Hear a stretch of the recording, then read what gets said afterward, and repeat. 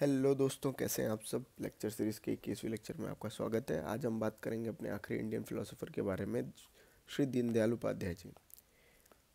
दोस्तों, जैसा कि आपको पता है कि हम लेक्चर सीरीज़ में हमने सीरीज़ से शुरुआत की थी एंड देन ये पार्ट आज हमारा इस वीडियो में कंप्लीट हो जाएगा। और आज मैं कोशिश करूँगा कि प्लाटो, एरिस्टोटल और सेंट एंसेल्म, इन तीनों को हम कंप्लीट करवा दें।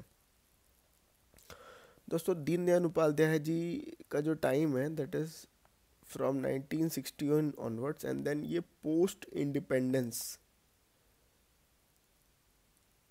में इन्होंने काफ़ी ज़्यादा भूमिका निभाई। स्पेशली इनका जो संबंध था वो था आरएसएस जनसंघ से था। ठीक है, अब ये सब इम्पोर्टेंट इसलिए है कि आपको ये कॉन्टेक्स्ट समझना होगा कि इट वाज अ फेज जहाँ पे वेस्टर्न मॉडल काफ़ी सक्सेसफुल हो रहे थे, वेस्टर्न मॉडल ऑफ ग्रोथ।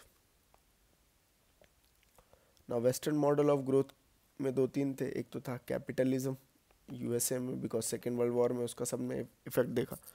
दूसरा था कम्युनिज्म, रशिया। ठीक है, और इन सारे मॉडल्स के बीच भारत अपनी पहचान करने खोजने की कोशिश कर रहा था। तभी आते हैं पंडित दीनदयाल उपाध्याय जी। वो कहते हैं कि हमें एक ऐसा इंडियन बनाना है जिसका बेस इंडियन थॉट्स हो, इंडियन कल्चर हो। ठीक है, and Indian way of living हो।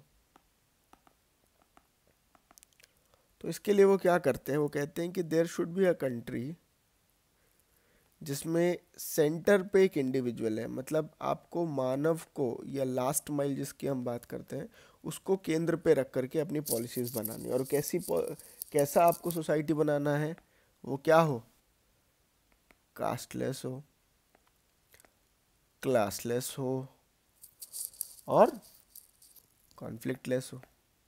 ये मतलब बहुत ही, क्या कहेंगे, उनका ब्रॉडर विजन था। एक ऐसी सोसाइटी, इंडिया, जिसमें कास्टलेस का मतलब है कि सभी इक्वल हैं, ऑल आर इक्वल। क्लासलेस का मतलब there is equitable distribution of wealth. बड़े आराम से इसको समझिएगा, बिकॉज मैं आपको आंसर के पर्सपेक्टिव से बता रहा हूँ। एंड देन कॉन्फ्लिक्टलेस का मतलब क्या है कि there is a mutual sense of respect and social harmony. बहुत सिंपल है। ठीक है, तो ये तीनों गोल को अचीव करने के लिए वो तीन जो बड़े आइडियाज़ हैं, पहला गांधी जी का सर्वोदय सोसाइटी का कॉन्सेप्ट वो अडॉप्ट करते हैं। ठीक है, दूसरा वो स्वदेशी आइडिया अडॉप्ट करते हैं जो कि काफ़ी पॉपुलर हुआ था, इवन गांधी जी ही इसमें बहुत बड़े प्रणेता थे। और तीसरा कहते हैं स्वराज का आइडिया। फिर से चलते हैं दोस्तों। ये पोस्ट इंडिपेंडेंस इनका मेजर रोल था। ये चाहते थे कि वेस्टर्न मॉडल के बजाय एक इंडियन मॉडल बनाया जाए जो Indian values, Indian culture, Indian way of living को सपोर्ट करता हो।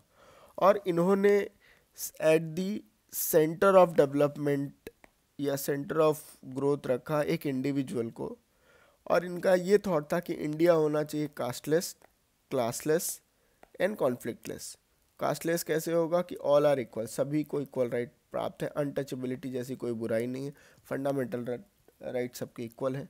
क्लासलेस कैसे, इक्विटेबल डिस्ट्रीब्यूशन ऑफ वेल्थ है, मतलब ये जो डेवलपमेंट हो रहा है, वो ग्रोथ हो रही है, वो सभी पे तक पहुंच रही है।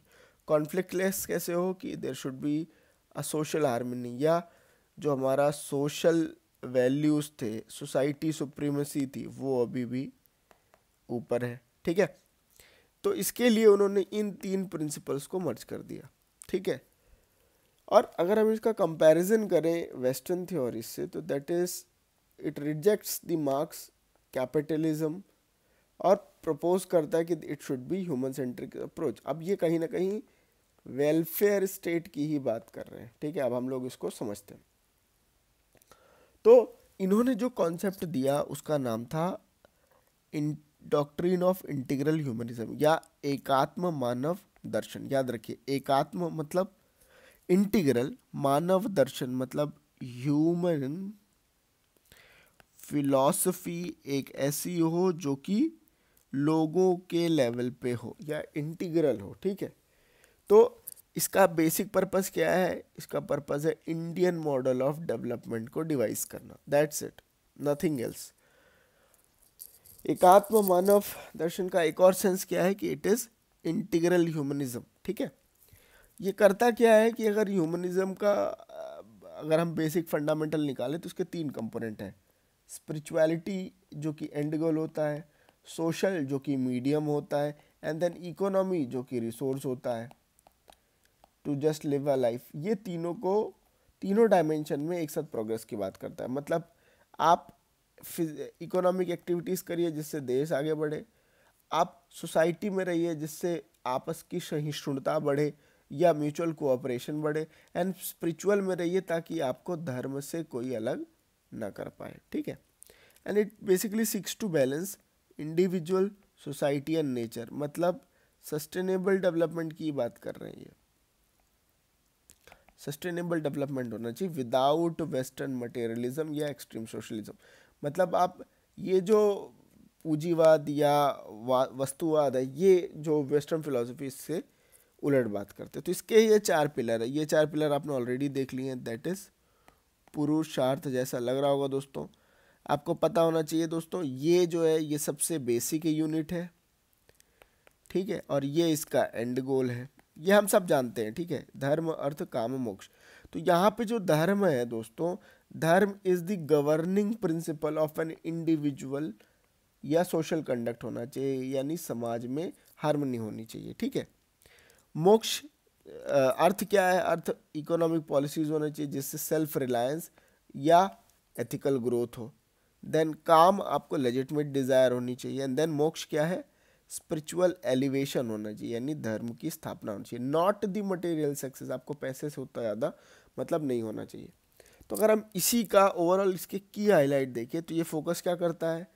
होलिस्टिक डेवलपमेंट की।